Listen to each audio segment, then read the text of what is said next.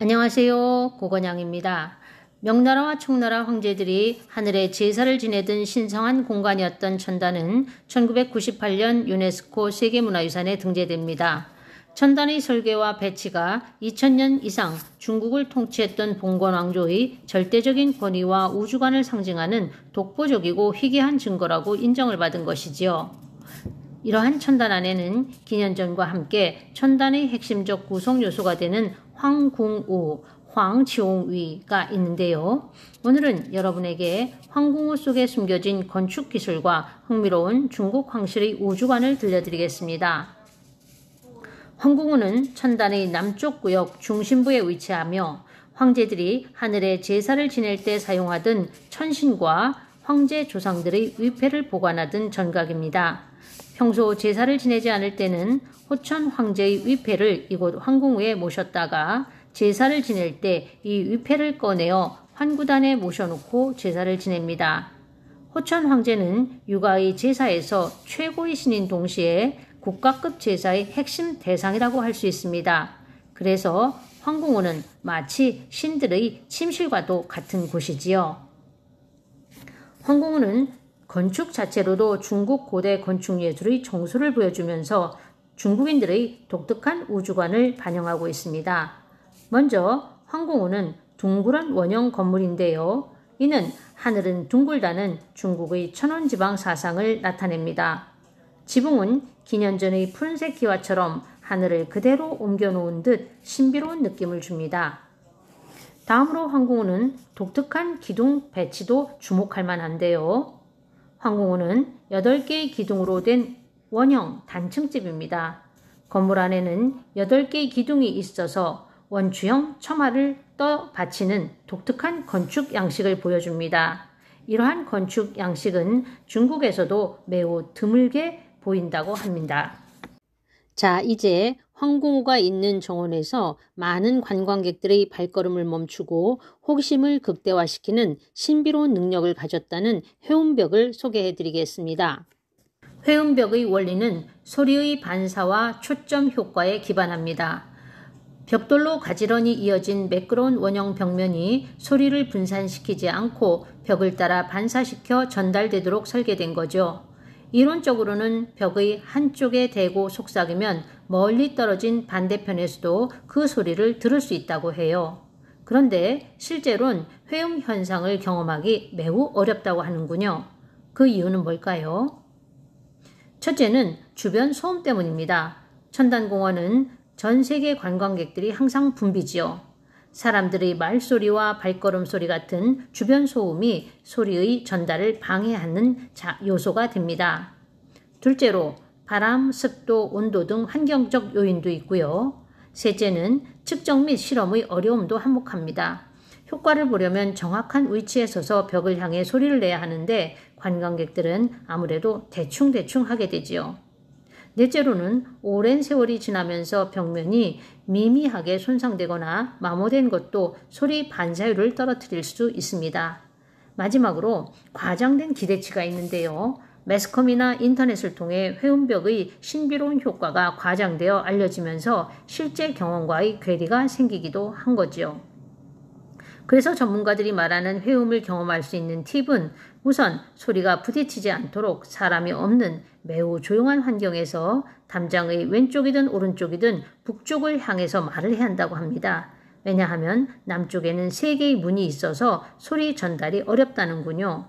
또 담장을 따라 소리를 내는 각도가 너무 넓으면 원형의 전단과 측면에 있는 상방에 의해 소리가 막힌다는 것입니다. 어떠한 학자는 이 회음을 경험할 수 있는 최상의 각도는 22도라고 하더군요. 이렇게 전문가들의 조언에 따른 조용한 새벽, 정확한 위치에서 엄밀한 조건으로 실험한다면 여전히 회음벽의 놀라운 음향 효과를 기대할 수 있다고 합니다. 하지만 실제 관광객의 신분으로서 평상시에 이런 조건을 충족해서 관람하기가 어려우니 실제 회음을 경험하기란 거의 불가능하다고 할 수 있지요. 회음벽의 완벽한 음향 효과는 단순히 원형 구조 덕분만은 아닙니다. 바로 벽돌을 쌓는 특별한 기술인 모전대봉, 모전对봉 때문인데요. 모전대봉은 중국 고건축에서 사용된 독특한 벽돌 쌓기 방식 중 하나로 이름 그대로 벽돌을 갈아 이음새를 정렬하는 기술을 의미합니다. 줄눈이 거의 보이지 않을 정도로 최소화되는데 때로는 줄눈 두께가 1mm도 안 될 정도라고 해요. 육안으로는 마치 벽돌이 하나로 연결된 것처럼 보이지요. 벽돌과 벽돌 사이의 틈새가 줄어들면 틈새로 물이 침투하거나 외부 요인에 의해 벽돌이 손상될 가능성이 현저하게 줄어듭니다. 이는 건축물의 방수 및 내구성을 크게 향상시켜주고 매끄럽고 웅장한 심미적 효과도 가져다 줍니다. 이 기술은 벽돌 하나하나를 수작업으로 갈고 정교하게 맞춰야 해서 엄청난 시간과 숙련된 장인의 노력이 필요하기 때문에 주로 중요한 궁전, 사원, 성벽, 무덤 등 주요 건축물에만 상용할 수 있습니다. 이곳 천단 황공우 담벽에는 이러한 모전대봉 기술이 적용되어 음향 효과를 극대화하고 동시에 황실 건축의 우영과 최고의 기술력을 과시하게 된 것이지요. 황공우 앞 계단 아래에는 또 다른 신비로운 돌 삼음석이 있어요. 이 세 개의 석판 위에서 손뼉을 치면 각기 다른 횟수의 메아리가 들린다고 알려져 있습니다. 특히 세 번째 석판 위에서는 3번의 메아리가 돌아온다고 해요. 사실은 3번이 아니라 5번에서 6번의 소리를 들을 수 있다고 합니다. 원리는 이렇습니다. 이곳은 원형의 정중앙으로 손뼉을 한번 치면 그 소리가 원형의 담장에 전달되고 다시 돌아와 다른 쪽 원형 담장에 부딪히고 다시 돌아가 전달되고 이렇게 반복적으로 소리가 돌아와 소리가 사라질 때까지 계속되는데요.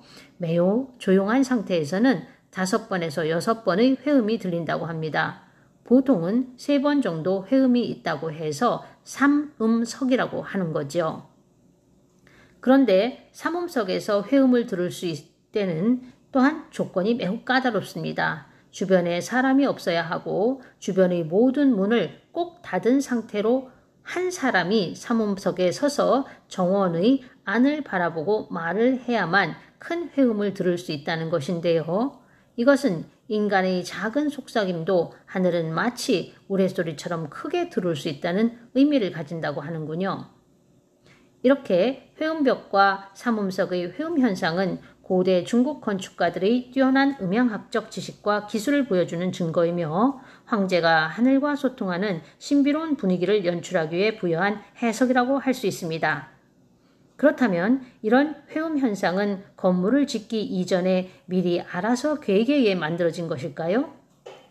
실제 이러한 기록은 찾아볼 수 없다고 합니다. 따라서 제작자의 기술이 정교하고 아름다워 자연적으로 이런 회음이 생겼다고 말할 수 있지요. 바로 위에서 말씀드린 모전대봉의 기술의 결과라고 할 수 있습니다.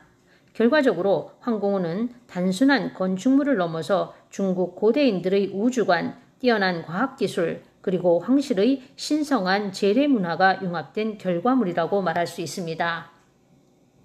천단 황공우 회음벽은 과거의 유산을 넘어 오늘날에도 여전히 우리에게 과학적 영감을 선사합니다.